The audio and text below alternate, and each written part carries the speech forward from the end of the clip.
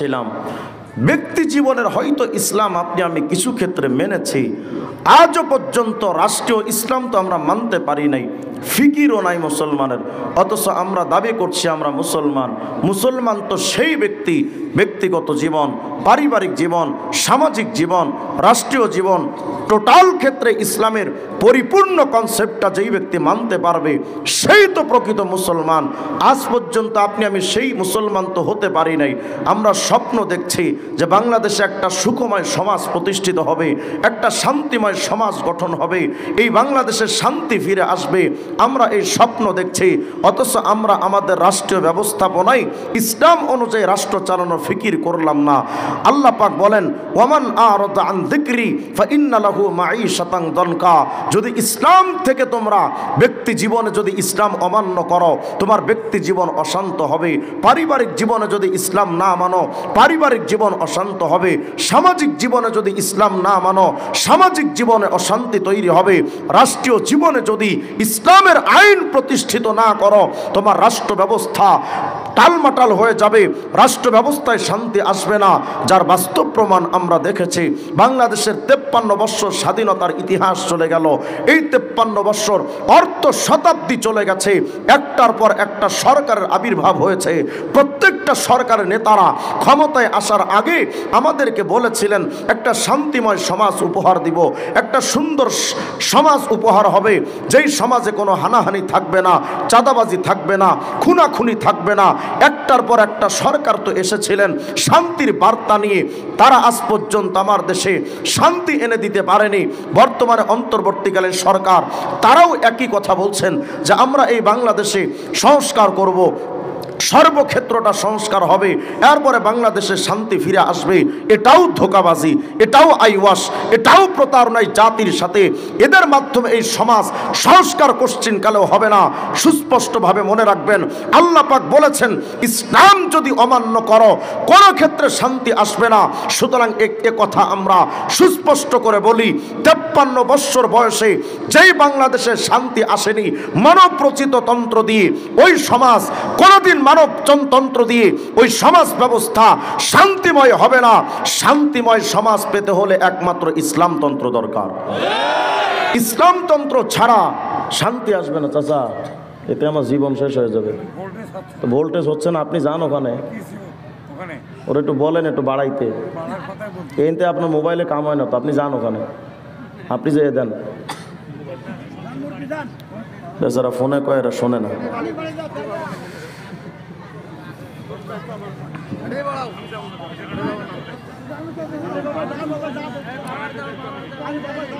ভাই যে বুড়া মানুষ এই মানে চলে এরে নিয়ে অপারেটর। আল্লাহ আমাদের সবাইকে বুঝ দান করেন, আমিন বলেন। তাহলে শান্তিময় একটা সমাজ গঠনের জন্য দরকার মুহাম্মদুর রাসূলুল্লাহর আদর্শ। আমরা যখন সাবেক স্বৈরাচার সরকারের আমলে আমরা যারা কারাগারে গেছি, আমি তো মোটামুটি 2 বার গ্রেফতার হয়েছে, 6টা মামলা নিয়ে ঘুরি। কারাগারে যখন যেতাম, কারাগারের উপরে লেখা থাকতো রাখিব নিরাপদ, দেখাবো আলোর পথ। কি ঘোড়ার ডিমের আলোর পথ দেখায় আসামিদেরকে, ঠাড়া বড়া মিথ্যা কথা। আচ্ছা বলেন তো, আজ পর্যন্ত কোনোদিন দেখেছেন যে কোনো একজন আসামি কারাগারে যাওয়ার পর কারাগার থেকে ফিরে এসে সে একটা আলোকিত জীবন পেয়েছে, অন্যায় ছেড়ে দিয়েছে, এমন কোনো প্রমাণ কি দেখানো যাবে? তাহলে বোঝা গেল এদের মাধ্যমে এই মানব সমাজ আলোকিত পথ দেখেনি, দেখছে না। এক কথায় এই সিস্টেম মানব রচিত গণতন্ত্র, সমাজতন্ত্র, প্রজাতন্ত্র, রাজতন্ত্র, সাম্যবাদ, পুঁজিবাদ, জাতীয়তাবাদ, বস্তুবাদ, ধর্মনিরপেক্ষ মতবাদ দিয়ে মানব রচিত কুফরিতন্ত্র দিয়ে এই সমাজ ব্যবস্থায় আলো ছড়াবে না।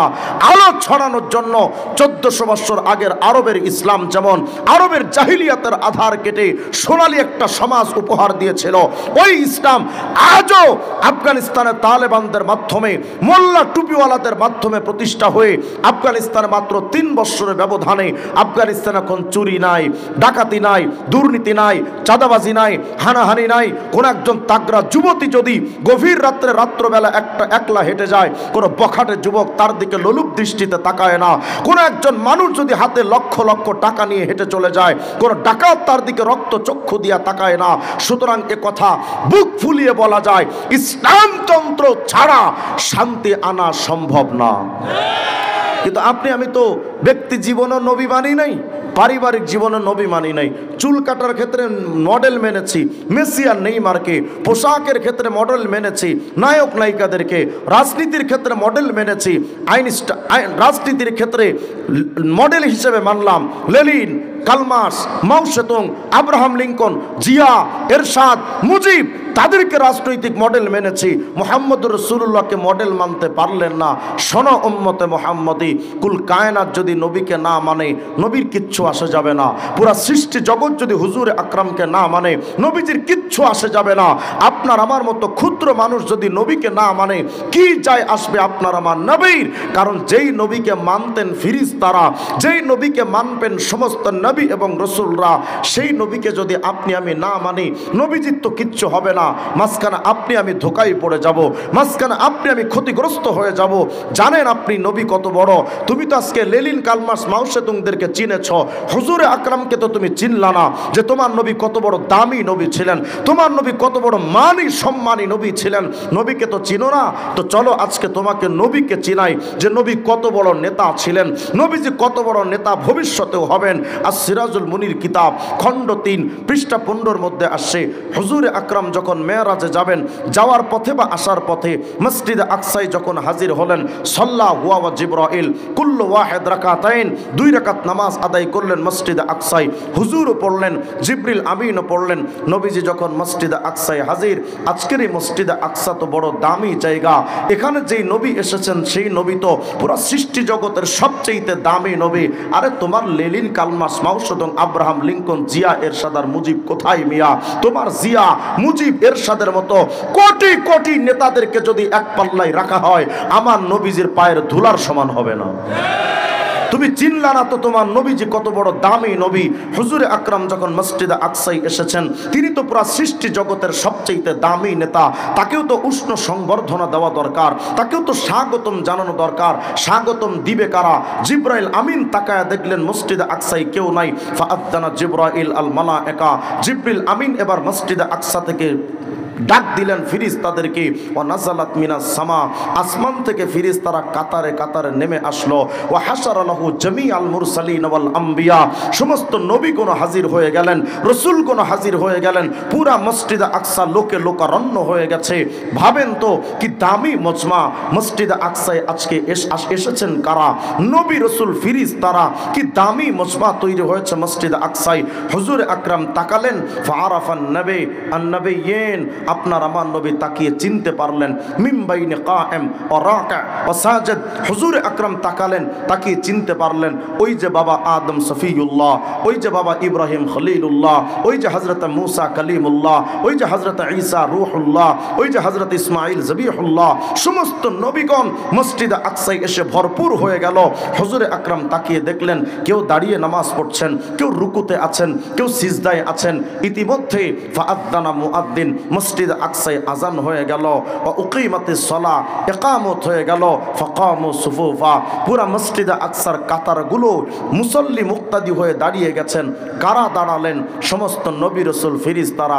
ভাবেন তো কি অভূতপূর্ব এক দৃশ্য কায়েম হয়েছে। মসজিদে আকসায় আপনার আমার মতো সাধারণ মুসল্লি না, এই মসজিদে আকসার কাতারে কাতারে নবীরা, রাসূলরা, ফেরেশতারা দাঁড়িয়ে আছেন। সবাই দাঁড়িয়ে গেলেন মসজিদে আকসা। আজান একামত শেষ, জামাতের সাথে নামাজ আদায় হবে। কিন্তু হায় হায়, সামনে তো ইমামতের মুসল্লা খালি। সবাই অপেক্ষমান ছিলেন আজকের এই দামি জামাতে ইমামতি করতে পারে এমন মহান ইমাম সাহেবকে ইমামতি করার জন্য। তো ইমামতের মুসল্লা খালি। হযরত আদমের দিকে তাকায় না, আদম তো সাহসী করেন না ইমামতের মুসল্লায় যেতে। হযরত খলিলুল্লাহ ইব্রাহিম তিনিও হিম্মত করেন না ইমামতের মুসল্লায় যেতে। সবাই দাঁড়িয়ে আছেন বাকরুদ্ধ, সবাই পিণ্ড পতন নীরবতা, নিস্তব্ধতার আধার, কেউ কোনো কথা বলে না, ইমামতির মুসল্লায় কেউ যায় না। হযরতে জিবরিল আমিন আসছেন, ফাআখাযা বিয়াদিহি সাল্লাল্লাহু আলাইহি ওয়াসাল্লাম ফাকাদ্দামা, আপনার আমার নবীর হাতটা ধরে জিবরিল আমিন বললেন, মুহাম্মদ, আজকের এই দামি জামাতে ইমামতি করতে পারে এমন মহান ইমাম আর কে আছে? মুহাম্মদ, তুমি সামনে এগিয়ে যাও, নবী রাসূল ফেরেশতাদের ইমাম হয়ে যাও। আপনার আমার নবীর সমস্ত ফেরেশতাদের ইমাম, নবী এবং রাসূলদের ইমাম। আরে এটা শুধু দুনিয়ার ভবের সংসারে নয়। হুজুর আকরাম বলেন, সহিহ বুখারী 2496 নম্বর হাদিস তালাশ করে দেখবেন, রাসূল আরবি আলাইহিস সালাম বলেন, জানো ফাকুনু আউওয়ালা মান তানশাক্কু আনহুল আরদ, এই জমিন ফেরে সর্বপ্রথম যিনি কিয়ামতের ময়দানে উঠবেন তিনি আর কেউ না, তিনি আপনার আমার নবী মুহাম্মদুর রাসূলুল্লাহ।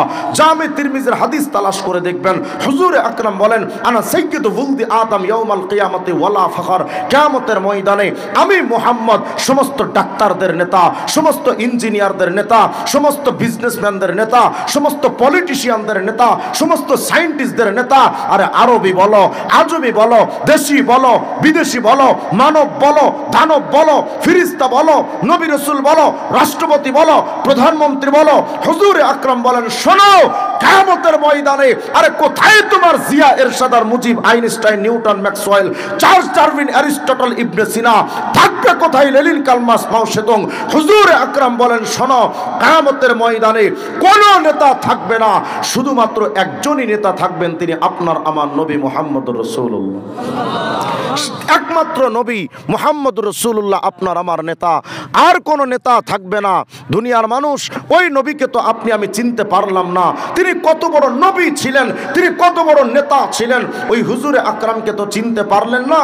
তবে আমি আফসোসের সাথে বলি, কিয়ামতে যখন নবীজির দিকে আপনি আমি দৌড়াবো, হুজুরে আকরাম বলেন, শোনো, অবিয়াদিল ইয়াউল হামদি ইয়াউমাল কিয়ামতি ওয়ালা ফখর, কিয়ামতের ময়দানে আমি মুহাম্মদের হাতে একটা প্রশংসার ঝান্ডা থাকবে। মা মিন নাবিয়্যিন ইয়াউমা ইদিন আদম ফামান সাওয়া ইল্লা তাহতা লিওয়াই, আমি মুহাম্মদের প্রশংসার ঝান্ডা পতাকার নিচে আল্লাহ পাক সমস্ত নবী এবং রাসূলদেরকে দাঁড় করিয়ে দিবেন। কিয়ামতের ময়দানে আপনার আমার নবীর পতাকার নিচে নবীরা পর্যন্ত এসে যাবে, রাসূলগণ পর্যন্ত এসে যাবেন। এটা শুধু কিয়ামতের দৃশ্যটা এমনটা নয়, শুধু দুনিয়াতে কিয়ামতের আগে হযরতে ঈসা ইবনে মারিয়াম নামক একজন জলিলুল কদর নবী তিনি আসবেন এই পৃথিবীতে।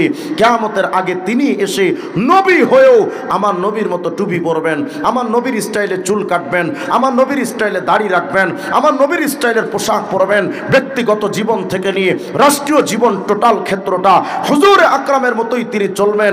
আমি বুঝাতে চাচ্ছি, তোমার যেই নবীকে আগের যুগের নবীরা পর্যন্ত মানতে পারলো, যেই নবীকে হযরতে ফেরেশতারা পর্যন্ত যেই নবীকে মানতে পারলো, হাই উম্মতে মুহাম্মদী, সেই নবীর টুপি তোমার কাছে ভাল লাগলো না, ওই নবীর দাড়িটা তোমার কাছে পছন্দ হলো না, ওই নবীর পোশাক তোমার কাছে পছন্দ হলো না। বলো, যুবকরা বলে, হুজুর এই দাড়ি টুপি পাঞ্জাবি পরলে লজ্জা লাগে, কেমন জানি হুজুর আনিজি আনিজি লাগে। শোনো, আজকের যেই দাড়ি টুপি আর পাঞ্জাবি ছাড়া তুমি চলতে লজ্জা পাও, কিয়ামতের ময়দানে এই পোশাক এই সুন্নাত ছাড়া তুমি দাঁড়াইতে বড্ড ভয় পাইবা। শুধু লজ্জা নয়, কিয়ামতে ভয় পাইবা। রাসূল আরবিকে তো চিনলাম না আপনি আমি, আপনি চিনলেন কারে? মেসি আর নেইমার, কি দামি মানুষ, আরে বাপরে বাপ। চিনলেন কারে? জিয়া রে, এরশাদ রে, কাউয়া কাদের, মুমতাজ ভাবি, টাকলা মুরাদ, এগুলোরে চেনা আমাদের বাংলাদেশের মানুষ। হুজুরে আকরামকে চিনলেন না। শোনো, আমি তোমাকে নবীকে চিনাচ্ছি। তোমার নবী কত বড় দামি নবী ছিলেন। সব নবীদেরকে তো আল্লাহ পাক নাম ধরে ধরে ডেকেছেন। পুরা কোরআন শরীফ আপনার কাছে দিয়ে দিলাম, আই ক্যান চ্যালেঞ্জ।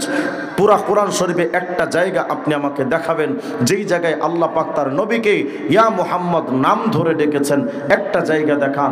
চিনলেন না তো নবী কত দামি, অথচ বড় বড় নবীদেরকে আল্লাহ নাম ধরে ধরে ডেকেছেন, কিন্তু শুধুমাত্র তোমার আমার নবীকে আল্লাহ নাম ধরে ডাকেননি। বড় বড় নবীদেরকে আল্লাহ যখন ডেকেছেন, হযরত আদমকে আল্লাহ এভাবে ডাকছেন, ইয়া আদম উসকুন আনতা ওয়া যাওজুকাল জান্নাহ, ইয়া নূহ ইহবিত বিসালামিন মিন্না বারাকাতিন আলাইক, ইয়া ইব্রাহিম ক্বাদ সাদ্দাকতার রুয়া, ইয়া ইয়াহইয়া খুযিল কিতাবা বিকুওয়া, ইয়া যাকারিয়া ইন্না নুবাশশিরুকা বিগুলামিন ইসমুহু ইয়াহইয়া, ইয়া দাউদ ইন্না জাআলনাকা খলিফাতান ফিল আরদি ফাহকুম বাইনান নাসি বিল হাক্কি ওয়া লা তাত্তাবি'ল হাওয়া ওয়া মা তিলকা বিয়ামিনিকা ইয়া মূসা, ইয়া ঈসা ইন্নী মুতাওয়াফফিকা ওয়া রাফিউকা ইলাইয়া।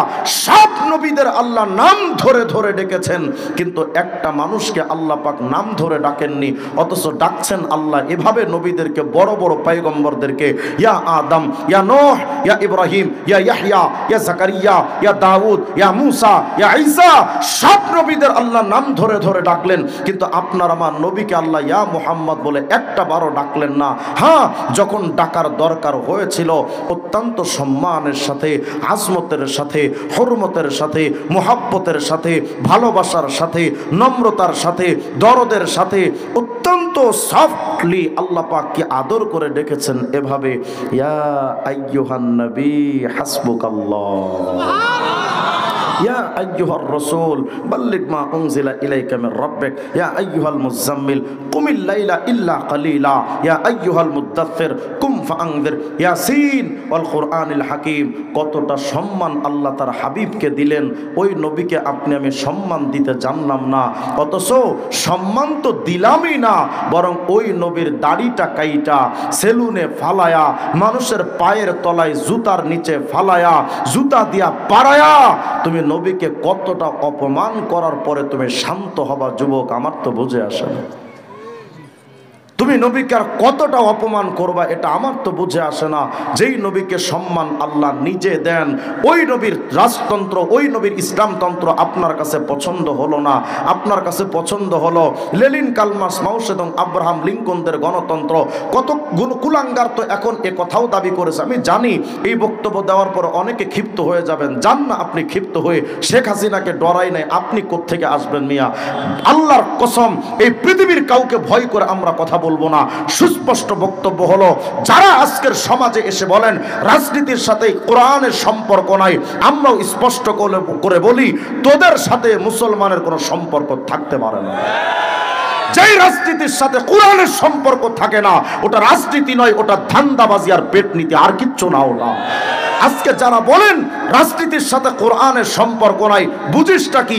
সূরা ফাতিহা যদি পড়তে বলা হয়, কোরআনের বুঝবেটা কি এরা? শুধু যদি বলেন সূরা ফাতিহাটা পড়, ও যেটা পড়বে বুঝার কায়দা নাই, ও কি বাঙালি না রোহিঙ্গা?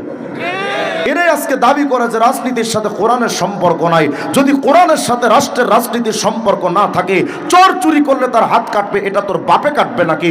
জেনাকার জেনা করলে শাস্তি দিবে সরকার, এটা তোর বাপে তো করবে না। সুতরাং এ কথা মনে রেখো, যারা আজকে এ কথা বলো রাজনীতির সাথে কোরআনের সম্পর্ক নাই, এই বক্তব্য দেওয়ার সাথে সুস্পষ্ট ফতোয়া তাদের ঈমান নাই।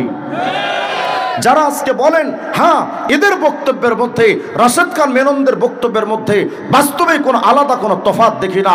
স্বৈরাচার সরকারের আমলে রাশেদ খান মেনন নামক এক অবৈধ এমপি কুলাঙ্গার দাবি করেছিল মোল্লাতন্ত্র, ইসলামতন্ত্র, আরে এটা তো বিদেশি কালচার, ওটা বাংলাদেশে চলতে পারে না।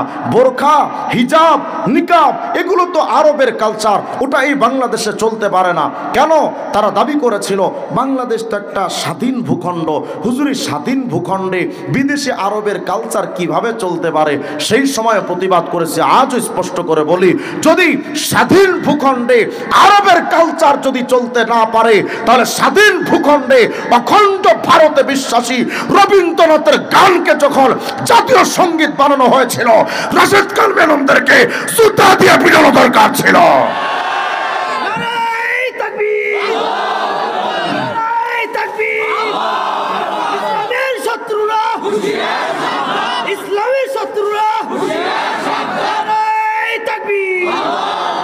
ভারতের কালচার এ বাংলাদেশে চলতে পারে, এমন কি রাশেদ খান মেনন নিজে যেই রাজনীতি করে তার সমাজতান্ত্রিক রাজনীতি, এটাও রাশিয়ার লেনিনদের রাজনীতি। যদি আমার বাংলাদেশে চীন, জাপান, রাশিয়ার তন্ত্র যদি চলতে পারে, আমার বাংলাদেশে যদি মার্কিন যুক্তরাজ্যের তন্ত্র যদি চলতে পারে, এই স্বাধীন ভূখণ্ডে যদি গরুর মুখ খাওয়া ইন্ডিয়ার মোদিদের তন্ত্র যদি চলতে পারে, ইসলাম তন্ত্র নিয়ে যেই কুলাঙ্গার কথা বলবে, যেখানে পাবেন জুতা দিয়ে পিটা চামড়া তুলে ফেলা দরকার। আমার নবীর ইসলাম তন্ত্র নিয়ে সে যত বড় বাপের বেটা হোক না কেন, কথা বলবে, তাদের সাথে ইনশাআল্লাহ আমাদের যুদ্ধ হবে। সে যত বড় বাপের বেটা হোক না কেন, ইসলামতন্ত্র নিয়ে কথা বললে তাদের সাথে আমাদের কোনো আপোষ হতে পারে না। হ্যাঁ, তারা এ কথা বলতে চেয়েছিল বোরকা, হিজাব আর নেকাব আর মোল্লাতন্ত্র, হুজুর এটা আরবের তন্ত্র, ওটা কি বাংলাদেশে চলতে পারে? তার মানে ওরা বুঝাতে চায় মুহাম্মদ তো আসছে আরবে, মুহাম্মদের কালচার তো আরবে সীমাবদ্ধ থাকবে, মুহাম্মদের কালচার বাংলাদেশে আসবে কেন? শুনে রাখো জাহেল, আল্লাহর হাবিবের তন্ত্র শুধু আরবের জন্য আসেনি। হুজুরে আকরামকে আল্লাহ পাক নিজে বলেছেন, নবী, সব নবীদেরকে আল্লাহ আমি পাঠিয়েছি দুনিয়াতে, সব নবীদেরকে পাঠিয়েছি নিজের গোত্র, নিজের জাতি, নিজের এলাকার মানুষের জন্য। যেমন আল্লাহ বলছেন, লাকাদ আরসালনা নূহান ইলা কওমি, আমি নূহকে পাঠিয়েছি তার গোত্রের জন্য। অতিলকা হুজ্জাতুনা আতাইনাহা ইব্রাহিম, ইব্রাহিমকে হুজ্জত দলিল দিয়ে পাঠিয়েছি আলা কওমিহি, নিজের জাতির জন্য। ওয়া ইলা আদিন আখাহুম হুদা, হুদকে পাঠিয়েছি আদ জাতির জন্য। ওয়া আতাইনা মূসাল কিতাবা ওয়া জাআলনাহু হুদাল লিবানি ইসরাঈল, মূসাকে পাঠিয়েছি বনি ইসরাঈলদের জন্য। শুধু তাই নয়, আল্লাহ বলেছেন, ও নবী, ওয়া মা আরসালনা মির রাসূলিন ইল্লা বিলিসানি কওমি, সব নবীদের পাঠিয়েছি নিজের গোত্র আর জাতির জন্য। শুধু আমাদের নবীর বেলায় আল্লাহ বলেন, নবী গো, সব নবীদের পাঠিয়েছি নিজের গোত্র আর জাতির জন্য। ওমা আরসালনাকা ইল্লা কাফাতাল লিন্নাসি বাশীরা ওয়া নাযীরা, নবী, শুধুমাত্র আমি আল্লাহ আপনাকে পাঠিয়েছি পূর্ব থেকে পশ্চিম, উত্তর থেকে দক্ষিণ, পৃথিবীর প্রত্যেকটা মেরুর, প্রত্যেকটা রন্ধ্র রন্ধ্র, ইঞ্চি ইঞ্চি মাটির প্রতিটা মানুষের জন্য আমি আল্লাহ আপনাকে পাঠিয়েছি। তাহলে আমার নবী আগমন শুধু আরবের জন্য নয়। যারা আজকে বলেন ইসলাম আরবে সীমাবদ্ধ থাকবে, শুনে রাখো নবীজির সুস্পষ্ট ভবিষ্যৎবাণী, লা ইয়াবকা আলা যহরিল আরদি বাইতু মাদারিন ওয়ালা ওয়াবার ইল্লা আদখালাহুল্লাহু কালিমাতাল ইসলাম। ইনশাআল্লাহ সেই দিন আর বেশি দূরে নয়, যেই দিন ইসলাম আরব থেকে বের হয়ে গিয়ে সেই ইসলামের ধাক্কা বাংলাদেশে যেমন লেগেছে, বাংলাদেশ থেকে ইসলাম ইনশাআল্লাহ ওয়াশিংটনে হোয়াইট হাউস থেকে নিয়ে শুরু করে দিল্লির লাল কেল্লা পর্যন্ত পৃথিবীর প্রত্যেকটা রন্ধ্রের প্রতিটা ইঞ্চি ইঞ্চিতে ইসলামের পতাকা উত্তীর্ণ হবে। ওই ধারা আফগানিস্তানে চালু হয়ে গেছে, ওই ধারা সিরিয়াতে চালু হয়ে গেছে। ইনশাআল্লাহ এই ধারা কিয়ামত পর্যন্ত বন্ধ হবে না। যারা ইসলামকে রুখে দিতে চাইবে তাদেরকে পৃথিবীতে জীবন্ত দাফন করে দেওয়া হবে। প্রস্তুত থাকবেন তো ইনশাআল্লাহ? আল্লাহর হাবিবের ইসলাম শুধু আরবের মধ্যে সীমাবদ্ধ থাকবে না। আল্লাহ বলেন, নবী, শুধু আমি আল্লাহ আপনাকে দুনিয়ার জন্য পাঠাইনি।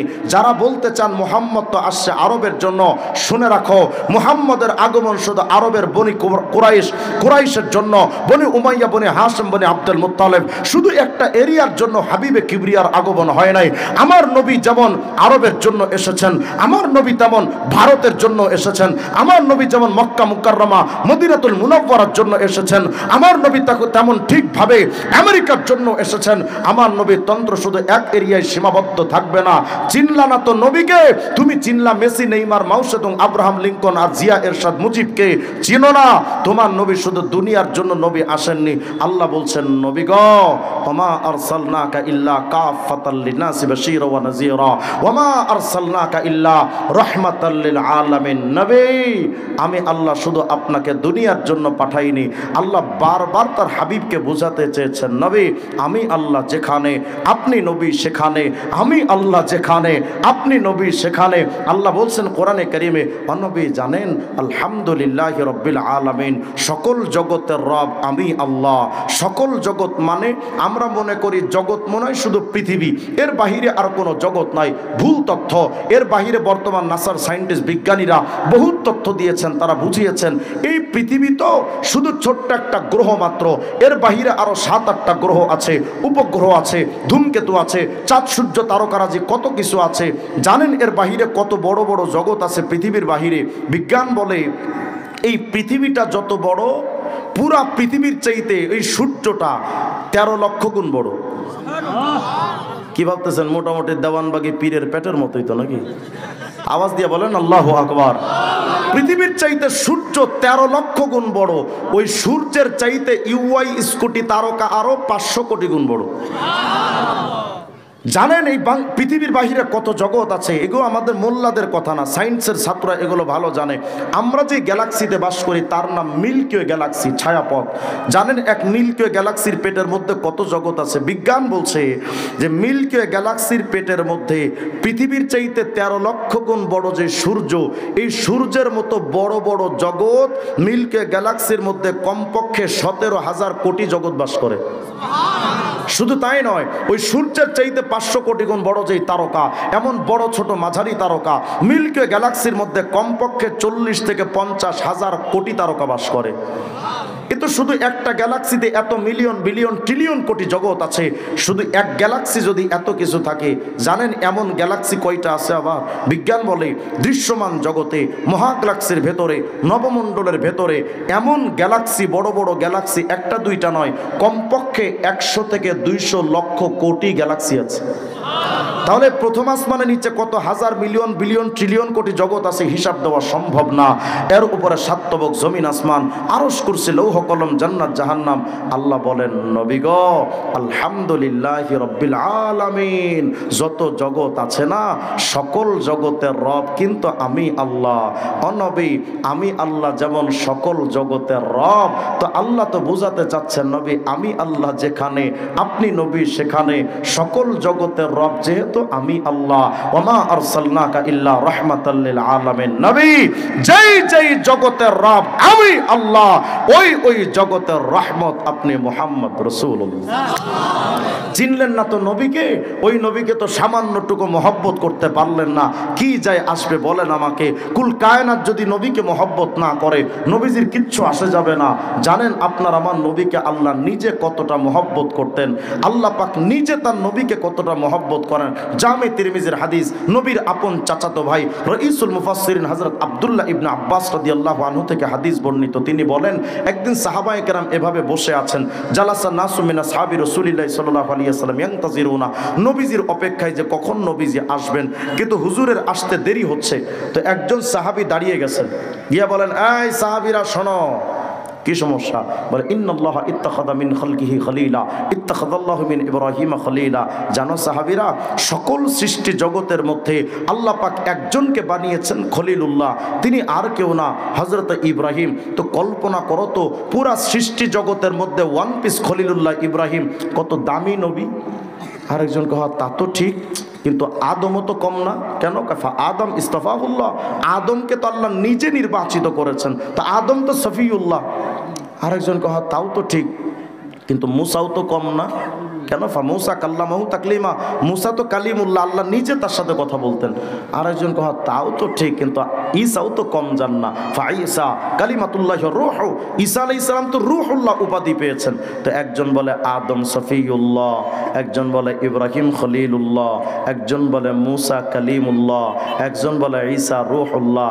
হঠাৎ করে ওখানে আমাদের নবীজি আসলেন, ফাসাল্লামা আলাইহিম, সাহাবীদের সালাম দিলেন, দিয়ে নবীজি বলছেন, সাহাবীরা শুনতে পাচ্ছিলাম তোমরা প্রশংসা করছো আদম সফিউল্লাহ, ইব্রাহিম খলিলুল্লাহ, মুসা কালিমুল্লাহ, ঈসা রূহুল্লাহ। হ্যাঁ হ্যাঁ সাহাবীরা, আদম তো সফিউল্লাহ, ইব্রাহিম তো খলিলুল্লাহ, মুসা তো নাজিউল্লাহ কালিমুল্লাহ, ঈসা তো রূহুল্লাহ, মগর আমি মুহাম্মদ হাবিবুল্লাহ। মা মানাল হাবিব, হাবিবুল্লাহ কাকে বলে? আরবি লুগাত অভিধান যদি খোলেন তো দেখবেন আল হাবিব বামান আল মাহবুব। আল্লাহ বুঝাতে চান, নবী গো সফিউল্লাহ বলো, খলিলুল্লাহ বলো, কালিমুল্লাহ বলো, রূহুল্লাহ বলো, অনবী সবাই কিন্তু আমি আল্লাহকে খুশি করতে পাগল পাড়া। যেন আল্লাহ বুঝাচ্ছেন, নবী গো সফিউল্লাহ আদম টানা 200 বছর কেঁদেছেন, টার্গেট ছিল একটা, আল্লাহকে খুশি করা। নিজের সন্তানকে জবাই করতে গেছেন খলিলুল্লাহ ইব্রাহিম, নিজে নমরুদের আগুনে ঝাঁপ দিয়েছেন খলিলুল্লাহ ইব্রাহিম, টার্গেট ছিল একটা, একটা, আল্লাহকে খুশি করা। নীল দরিয়ায় ঝাঁপ দিয়েছেন কালিমুল্লাহ মুসা, টার্গেট ছিল একটা, আমি আল্লাহকে খুশি করা। নিজের জীবনকে উৎসর্গ করতে প্রস্তুত ছিলেন রূহুল্লাহ ঈসা, টার্গেট ছিল একটা, আমি আল্লাহকে খুশি করা। আল্লাহ বোঝাতে চান, নবী গো, সফিউল্লাহ বলো, খলিলুল্লাহ বলো, কালিমুল্লাহ বলো, রূহুল্লাহ বলো, অনবী সবাই তো আমি আল্লাহকে খুশি করতে চায়। আর আমি আল্লাহ ঘোষণা দিচ্ছি, ওয়ালা সাউফা ইউতিকা রাব্বুকা ফাতারদা, নবী আমি আল্লাহ নিজে তোমাকে খুশি করতে চাই। যেই নবীকে আল্লাহ নিজে খুশি করতে চান, ওই নবীর দাড়িতে যখন তুমি খুর বেলেট লাগাও, কেমন জানি তুমি নবীর কলিজার মধ্যে ছুরি চালায় দাও, তুমি টের পাও না। দুনিয়ার মানুষ ওই নবীকে তো চিনলাম না, কত বড় দামি নবী ছিলেন। আজকে তুমি চিনেছো কারে? জিয়া, এরশাদ, মুজিব। জিয়ার বিরুদ্ধে কটূক্তি করলে বিএনপির লোকেরা হাতা গুছায় বা শুরু করে দেয় আন্দোলন। মুজিবের বিরুদ্ধে কথা কইলে মুজিব সেনা আওয়ামী লীগের লোকেরা আন্দোলন শুরু করে দেয়। এরশাদ চাচার বিরুদ্ধে কথা কইলে জাতীয় পার্টির লোকেরা তার বিরুদ্ধে প্রতিবাদ করার জন্য আন্দোলনে ঝাঁপিয়ে পড়ে। কিন্তু আমার আপনার হাবিব মুহাম্মদ রাসূলুল্লাহর বিরুদ্ধে কোনো কুলাঙ্গার যদি কথা বলে, আজ পর্যন্ত আমরা দেখলাম না কোন দল, কোন সংগঠন নিজেদের সংগঠনের ব্যানারে নিজেদের নেতার কটূক্তির প্রতিবাদে তারা রাস্তায় আসতে পেরেছিল। কিন্তু আজ পর্যন্ত আমরা দেখি নাই গতানুগতিক এই রাজনীতির সাধারণ রাজনৈতিক কোন ব্যক্তিরা নিজেদের দলীয় ব্যানারে হুজুরে আকরামের কটূক্তির প্রতিবাদে আজ পর্যন্ত তারা ময়দানে এসে প্রতিবাদ জানিয়েছেন। আমার নজরে আজ পর্যন্ত পড়ে নাই। অথচ তারাই দেখবেন নির্বাচনের আগে এসে আপনাদের কাছে বলবে, ভাইরা আল্লাহ রসুলের নামে একটা ভোট দিয়েন। কথা হয় না। অথচ আজ পর্যন্ত তারা নিজেদের দলীয় ব্যানারে নবীর কটূক্তির প্রতিবাদে জবাব দিতে পারেনি, কটূক্তির প্রতিবাদ করতে পারেনি।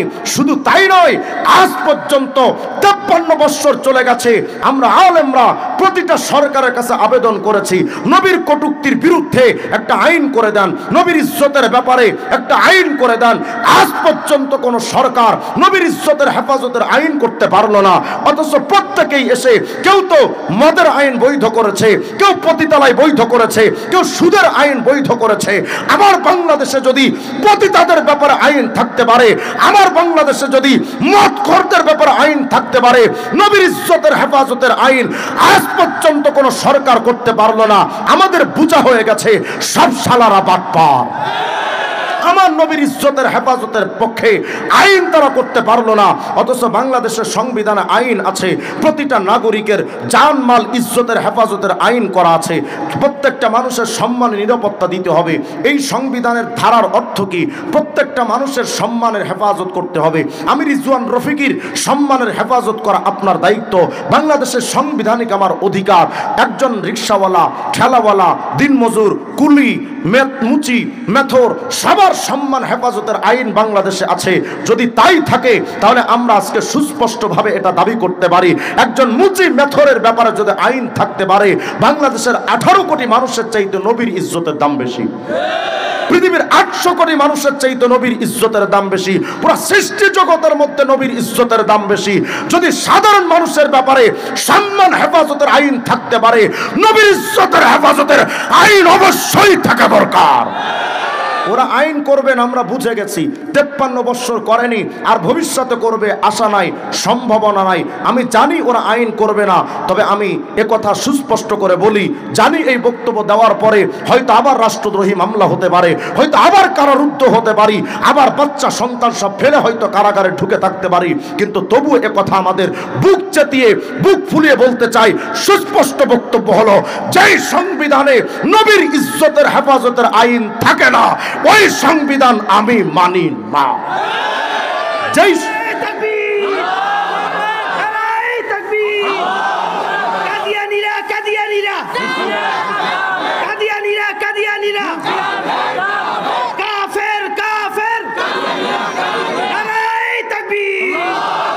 আমার নবীর ইজ্জতের ব্যাপারে তারা আইন করবে না, তো আমি আপনাদের কাছে কথা সুস্পষ্টভাবে বলে যাচ্ছি, আইন ওরা তো করে নাই আমাদের নবীর ব্যাপারে, অথচ তারা নিজেদের নেতার পক্ষে আইন বানিয়েছে। সবাই যদি নিজেদের নেতার আইন বানাতে পারে, আজকে থেকে আমিও সিদ্ধান্ত দিয়ে দিলাম ওদের লাগবে না আইন করা, ওদের সংবিধানের আইন চাই না আমরা, লাথি মারেন ওদের আইনের কপালে, আমাদের নবীর ইজ্জতের হেফাজতের আইন আমরা নিজেরা বানায় নিব। পৃথিবীর কোন কুলাঙ্গার যদি নবীর বিরুদ্ধে কথা বলে, মান সাব্বা নবিয়ান ফাকতুলু, ও যদি থানার ওসিও হয়, যেখানে পাওয়া যাবে জীবন্ত পুঁতে ফেলা ছাড়া আর কোনো উপায় থাকবে না। প্রস্তুত থাকবেন ইনশাআল্লাহ? নবীর ইজ্জতের ব্যাপারে জিরো টলারেন্স, আমরা কারোর সাথে কোনো আপোষ হতে পারে না। তবে এরা যে আইন করে নাই, 1400 বছর আগে আল্লাহ আইন বলেই গেছেন। আল্লাহ বলেন, নবী কিসের টেনশন করেন? আরে এই সামান্য রাষ্ট্রপ্রধানরা আইন করবে না, টেনশন করেন না। নাস্তিক আসাদ নূর আর মুফাসসিল ইসলাম, ফ্রান্সের ম্যাক্রোর মতো হারামজাদা ফানি অভিনেতা আর তসলিমা নাসরিনের মতো স্বীকৃতিপ্রাপ্ত আন্তর্জাতিক বেশ্যারা যদি নবীর কটূক্তির ব্যাপার করতে থাকে, আর কেউ যদি আইন না করে, আল্লাহ বলেন, নবী টেনশন করেন না, আমি আল্লাহ না আপনাকে ভালোবাসি, কিসের টেনশন করেন? ইন্না কাফাইনা কাল মুস্তাহজিইন। পুরা সৃষ্টি জগৎ যদি আপনার বিরুদ্ধে চলে যায়, নবী আমি আল্লাহ নিজে আপনার জন্য যথেষ্ট। আসতে বললেন সুবহানাল্লাহ। শুধু তাই নয়, আল্লাহ বলেন, ও নবী ওয়ারাফানা লাকা যিকরাক, নবী আপনার শান, আপনার মান, আপনার ইজ্জত, আপনার দাম আমি আল্লাহ অনেক অনেক অনেক উপরে উঠাবো। এই আয়াতটা বোঝার জন্য ছোট্ট করে বলেন তো, আপনাদের এই ঝাড়ুয়ারহাট এলাকায় ছেলে মেয়েরা প্রেম করে না? চাচা কই সব জায়গায় করে। এমন আস্তে জবাব আপনারা দিলেন যে হুজুর আমরাই প্রেম প্রীতি বুঝি টুজি না, আমরা আব্দুল কাদের জিলানী একটু আগে জান্নাত থেকে পালায় আস। বলেন ছেলে মেয়েরা প্রেম করে না করে না? যেই ছেলে যে মেয়ের সাথে প্রেম করে, দেখবেন ওই ছেলেটা তার প্রেমিকার নাম আর নিজের নাম হাতের মধ্যে ট্যাটু করে। কথা বলে বুকের মধ্যে লেখে। বাহিরে পুরো নাম লিখলে মানুষের টের পাবে, জন্য পূর্ণাঙ্গ নাম লেখে না, দুই নামের শুরু অক্ষর নিয়ে, ফর এক্সাম্পল এভাবে লেখে S+M লেখে না? আর শুধু দেওয়ালে নামিয়া বাথরুমে লেখা রাখে। মানে ছেলেটা বোঝায় আমার নামের পাশে যার নাম, ও আমার প্রেমিকা, আমার প্রেমাস্পদ, আমার ভালোবাসার মানুষ। আল্লাহ বোঝাতে চান, নবী গো নামের পাশে নাম রাখা যদি হয় ভালোবাসার বহির প্রকাশ, তো আমি আল্লাহও তো আপনাকে ভালোবাসি, আমি আল্লাহ কেন রাখবো না? ও নবী শুনে নেন, ওয়ারাফানা লাকা যিকরাক, ইদা যুকিরতু যুকিরতা মাই। নবী গো সাতবক জমিন আসমানের পুরা সৃষ্টি জগতের যেখানে যেখানে আমি আল্লাহর নাম থাকবে, সেখানে সেখানে আপনি মুহাম্মদের নাম উচ্চারিত হতে থাকবে। দেখেন তো কোথায় আছে? আল্লামা কাসতালানি একটা হাদিস নকল করেছেন আল মাওয়াহিবুল লাদুনিয়ার মধ্যে। আল্লামা কাসতালানি হাদিসের সনদ দিয়ে অনেক মুহাদ্দিসিনে কেরাম প্রশ্ন তুলেছেন, কিন্তু আল্লামা কাসতালানি বলেছেন হাদা হাদিসুন সহিহ, একটা সহিহ হাদিস। কি হাদিসে আসছে? হযরত আদম আলাইহিস সালাম একদিন আল্লাহকে বলেন, আল্লাহ আদম তো 200 বছর কেঁদেছেন, ওই যে জান্নাতে নিষিদ্ধ বৃক্ষ থেকে খেয়ে 200 বছর কেঁদেছেন, ইন্না আদম ওয়া হাওয়া বাকায়া মিয়াতাই সানা, আল্লাহ মাফ করেন মাফ করেন মাফ করেন। এই ক্ষমা চাইতে চাইতে 200 বছর গেছে গা। আদম আলাইহিস সালাম একদিন আল্লাহকে বলেন, আল্লাহ ক্ষমা তো চাইলাম, মাফ তো করলেন না, আজকে নতুন এক স্টাইলে আপনার কাছে ক্ষমা চাচ্ছি, কি কইতে চাও কও। হযরত আদম আলাইহিস সালাম বলেন, আল্লাহ আসআলুকা বিহাক্কি মুহাম্মদ, আল্লাহ আমি আদমকে মুহাম্মদের ওসিলায় মাফ করে দেন। আল্লাহ সাথে সাথে জিজ্ঞেস করলেন, ইয়া আদম ওয়াকাইফা আরাফতা মুহাম্মাদা, কিরে আদম মুহাম্মদের চিন্না কেমনে? ওয়ালাম আখলুকু, এখনো পর্যন্ত তো আমি মুহাম্মদকে সৃষ্টি করে দুনিয়াতে পাঠাই নাই, চিনলা কেমনে? আচ্ছা বলেন তো, আদম আলাইহিস সালাম আমাদের নবীকে চিনেন কেমনে? এটা আল্লাহ আগেই জানেন না জানেন না? জিগাই কেন? কারণ ভালোবাসার মানুষের আলোচনা যত হয় ততই ভাল লাগে, কথা কয় না? আল্লাহ জিজ্ঞেস করেন, কেমনে জানো কও? হযরত আদম বলেন, আল্লাহ লাম্মা খলাকতানি বিয়াদিকা, আল্লাহ ওই রূহের জগতের কথা যখন আপনি আমার সৃষ্টি করলেন, নাফাখতা ফিয়া মির রূহিক, আমার বডি স্ট্রাকচার বানায়া যখন আমার মধ্যে আপনি রূহটা ফুঁকে দিলেন, আমি আদম যখন রূহটা পেলাম তখন তো হাঁটতে শিখেছি, ধরতে শিখেছি, বলতে শিখেছি, দেখতে শিখেছি। আল্লাহ আমি আদম যখন তাকাইতে শিখছিলাম, ফারাফাতু রাসি, আমি আমার মাথাটাকে একটু উপরের দিকে উঠাইলাম, উঠায় দেখতে চাচ্ছিলাম, দেখি না উপরে কোন কোন সৃষ্টি আছে। হায় হায় খোদা, আমি যখন উপরের দিকে তাকাইলাম, দেখার জন্য তাকায় দেখি বিরাট বড় এক আরশে আজিম আপনি তৈরি করে রেখেছেন। আল্লাহ এত বড় আরশে দেখি কোটি কোটি খুঁটিও আবার তৈরি করে রেখেছেন। আল্লাহ আমি আদম যখন ওই খুঁটিগুলোর দিকে তাকাইলাম, ফারাআইতু কওয়ামিয়াল আরশ মাকতুবুন আলাইহা লা ইলাহা ইল্লাল্লাহ মুহাম্মাদুর রাসূলুল্লাহ। আল্লাহ আরশের খুঁটির দিকে যখন তাকাইলাম আগার দিকে, তো তাকায় দেখি আরশের প্রতিটা কোটি কোটি খুঁটির প্রত্যেকটা খুঁটির মধ্যে এক পাশে আপনার নাম, আরেক পাশে নবী মুহাম্মদুর রাসূলুল্লাহর নাম। তখন আমি বুঝে নিয়েছি মুহাম্মদ সাধারণ কোনো মানুষ নয়। বোঝাতে চাচ্ছি লম্বা কথায়, যুবক ভাইরা, যেই নবীকে আরশের খুঁটি পর্যন্ত চেনে তুমি চিনলা না, যেই নবীকে লৌহ কলম পর্যন্ত চেনে তুমি চিনলা না, তুমি চিনেছো মেসি আর নেইমারকে, তাদের মতো চুল কাটো। যদি নবীকে চিনতা নবীজির মতো চুল কাটতা, নবীকে চিনলে নবীর মতো টুপি লাগাইতা, নবীকে চিনলে নবীর মতো পোশাক পরতা, নবীকে চিনলে নবীর ইসলামতন্ত্রের রাজনীতি করতা, মানব রচিত তন্ত্রমন্ত্রের রাজনীতির দিকে তুমি পেশাবও করতা না। কিন্তু তুমি তো তোমার নবীকে চিনলা না, এজন্য দুনিয়ার অমুক তমুক বিষয়ের দিকে দৌড়াচ্ছি। তো দৌড়াইতে থাকো, শুনে রাখো নবী ছাড়া কোনো বিকল্প রাস্তা নাই, নবী ছাড়া নাজাতের কোনো ফায়সালা নাই। আপনাদেরকে একটা নতুন তথ্য দিয়ে যায়, বিরক্ত হচ্ছেন না তো আপনারা? এখন তো আসলে এই সমস্ত ওয়াজ চলে না, এখন চলে যে হুজুর আপনি তাহিরি আঙ্কেলের মতো একটু ডিজে নাচ দিয়া যান, তাইলে আপনি ভাইরাল। কি লাভ বলেন, বলেন কি লাভ? চাইলে আমরাও কি নাচানাচি ফাইজলামি করতে পারি না? আমরাও তো দুনিয়াদারি তো বুঝি নাকি, করি না, লজ্জা লাগে। একজন আলেমের শান এসব ফালতু কাজ হবে না। একজন আলেম সে তার এলেম বিড়িয়ে বেড়াবে, নাচানাচি ফাইজলামি না। আপনাদেরও তো রুচি মাশাআল্লাহ, আপনাদের রুচির কারণে বক্তাদের কপালে ঠাড়া বসে। আপনাদের যদি যেদিন রুচি ঠিক হবে এদিন বক্তারাও ঠিক হবে, এর আগে ঠিক হবে না। এখন এই সমস্ত আলোচনা করলে অনেক মানুষ হয়তো পছন্দ করবে না, যে হুজুর এইটা কি কন, তাহিরি আঙ্কেলের মতো একটু নাচেন, একটু ডিজে নাচ দেন। লা হাওলা ওয়ালা কুওয়াতা ইল্লা বিল্লাহ। আল্লাহ এদের একটু লজ্জা টজ্জা দান করেন, আমিন বলেন। আমাদের নবীর নাম মুহাম্মদ না? কথা হয় না? মুহাম্মদ। এই মুহাম্মদ শব্দের অর্থ হলো প্রশংসিত, কিন্তু শব্দের মধ্যে আজীব একটা অর্থ আছে, শুনলে তো খুশি হয়ে যাবেন, বলেন আল্লাহু আকবার। ইমাম শাফি রহমতুল্লাহ মাযহাবের একজন আলেমের একটা কিতাব পড়তেছিলাম সেদিন, তিনি লিখেছেন এই মুহাম্মদ শব্দের মধ্যে 4টা অক্ষর আছে। কয়টা? মিম, হা, মিম, দাল। কয়টা? 4টা। এই 4টা অক্ষরের আবার আলাদা আলাদা অর্থ আছে। কি অর্থ? তিনি লিখতেছেন মিম আল ওলা ইশারাতুন ইলাল মুলকিল আউয়াল ওয়া হুয়া দুনিয়া। মুহাম্মদের প্রথম মিম মানে মুলকে আউয়াল, অর্থ দুনিয়া। মিম আত-তানিয়া ইশারাতুন ইলাল মুলকি সানি ওয়া হুয়াল আখিরা। মুহাম্মদের দ্বিতীয় মিম মানে মুলকে সানি, অর্থ হলো আখিরাত। মাঝখানের হা ইশারাতুন ইলার রহমা, হা মানে আল্লাহর রহমত। শেষের দাল ইশারাতুন ইলাদ দাওয়াম, দাল মানে সদা সর্বদা। তো মুহাম্মদের 4টা অক্ষরের প্রথমটা মিম মানে দুনিয়া, দ্বিতীয় মিম মানে আখিরাত, মাঝখানের হা মানে আল্লাহর রহমত, শেষের দাল মানে সদা সর্বদা। আমাদের নবীর নাম মুহাম্মদ দিয়া আল্লাহ পাক বোঝান, এই দুনিয়ার মানুষ, দুনিয়া থেকে আখিরাত পর্যন্ত সদা সর্বদা আমি আল্লাহর রহমত যদি পেতে চাও, আমার মুহাম্মদের সুন্নাত আর শরীয়ত মানা ছাড়া আর কোনো বিকল্প রাস্তা না। তাহলে বলেন তো আমাদের নবীর সুন্নাত আর শরীয়ত মানা দরকার আছে না নাই?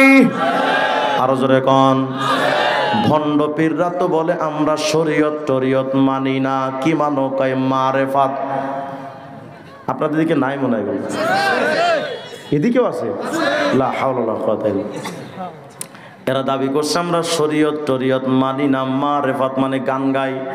মুর্শিদ মুর্শিদ যে করছে জপ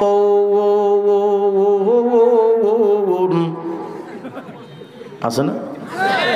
বিনা দুধে দই পাতাইয়া খাইতাছে মাখন, আরে সেই মাখন খাইলে পরে ভবে ক্ষুধা তৃষ্ণা লাগে না, লোহারে বা নাইলারে কাঞ্চা সোনা।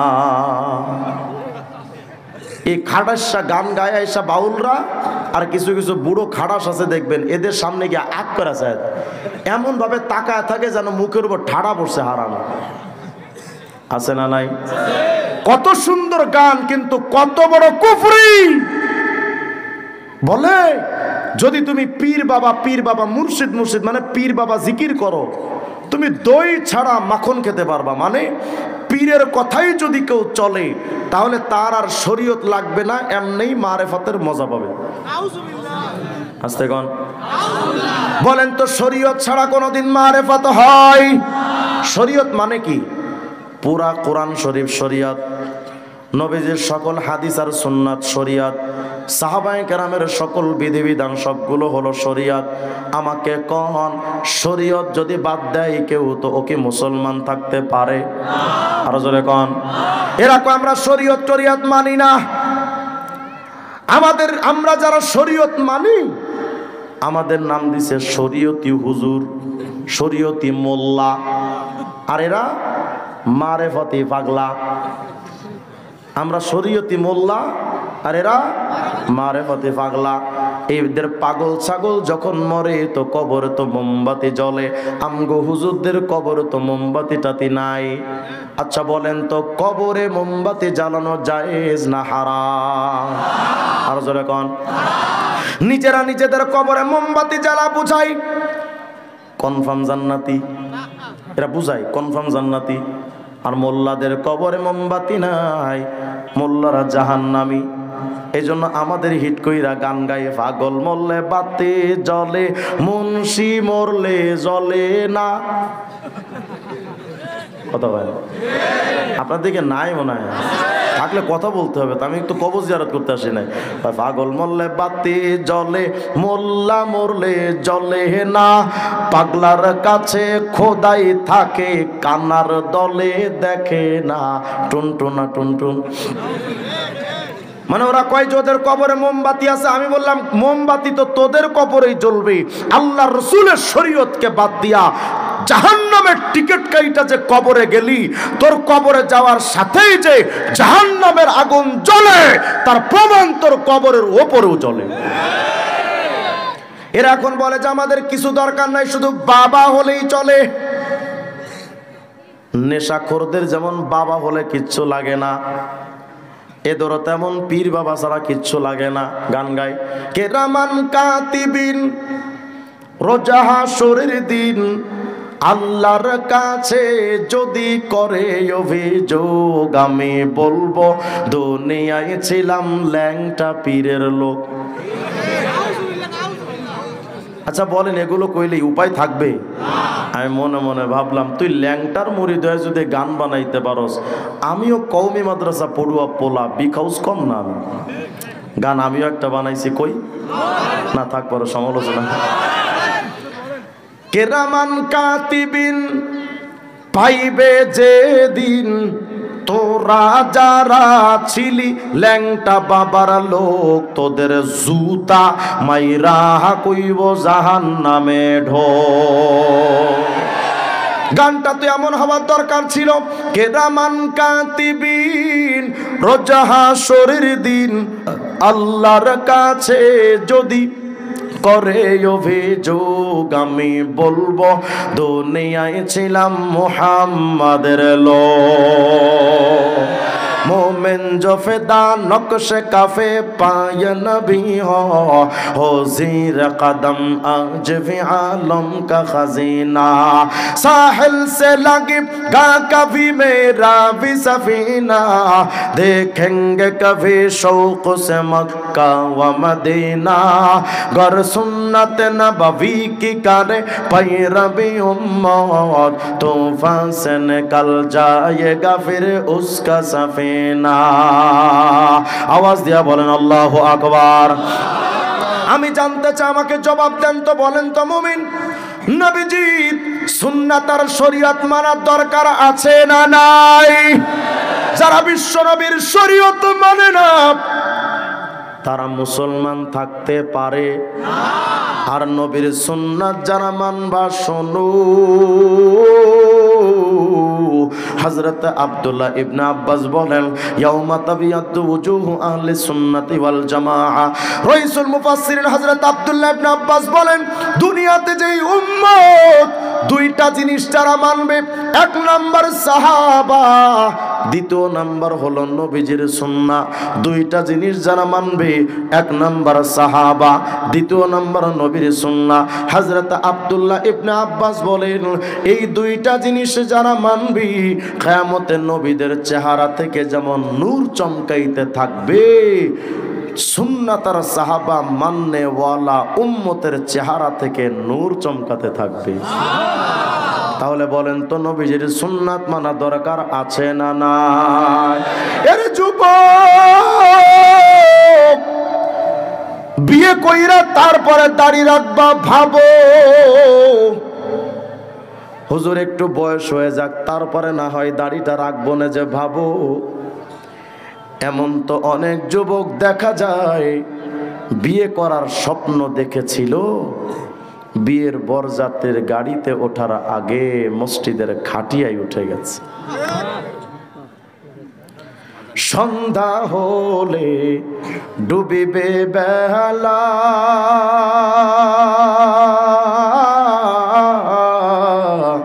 এক পলকে ভেঙ্গে যাবে তোমার রঙের মেলা।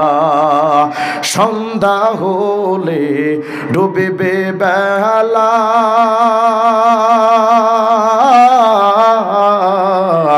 এক পলকে ভেঙ্গে যাবে তোমার রঙের মেলা। তুমি কারে দিবা জোরে ধমক, কারে দিবা জোরে ধমক, কার মাথায় ভাঙবা লাঠি। ওই যে দেখো ডাকিতেছে তোমায় কবরের মাটি, ওই যে দেখো ডাকিতেছে আমায় কবরের মাটি। দুনিয়ার মানুষ আজকে যখন বাড়ির দিকে আপনারা যাবেন, ছোট্ট একটা আমল দিয়ে যায় আপনাদের। বাড়ির দিকে যাওয়ার সময় একটু রাস্তার দুইটা পাশে একটু তাকায় দেখেন তো, নিঝুম অন্ধকার বাঁশবাগানে একা একা